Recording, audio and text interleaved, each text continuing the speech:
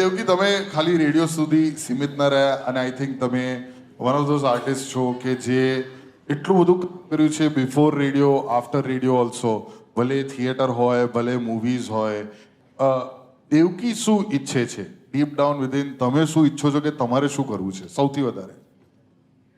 I think formats અગત્યના નથી હોતા કે તમે કયા ફોર્મેટમાં કામ કરો છો, તમે શું કહેવા માંગો છો એ અગત્યનું હોય છે.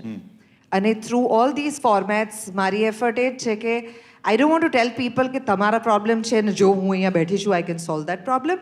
આઈ want to make sure that every individual who is watching એને ખબર પડે કે they can also solve their own problem if shown the right path.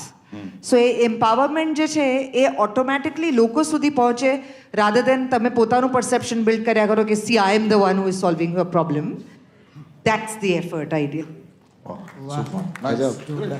Actually વિચારે તું તારા ક્રિએશન ના એટલે વિચારું છું પણ આટલું બધું ઇંગ્લિશમાં નહીં વિચારાતું. તને શું વિચાર આવે કે મારે સારું કામ કરવું છે, લોકોને હસાવવા છે, સૂઈ જવું છે, આજે જમવામાં સબવે મંગાવું, એવું બધું. તું સબવે ખાય છે? હા એટલે કેમ ના ખવાય. What do you like to eat the most? તમને શું વધારે ખાવું ગમે સૌથી વધારે? સેવપુરી. સેવપુરી ક્યાં? હા ભાઈ સેવપુરી હમણાં લેટેસ્ટ આ જ રસ્તા ઉપર આગળ જઈએ તો શિલ્પ પેલો.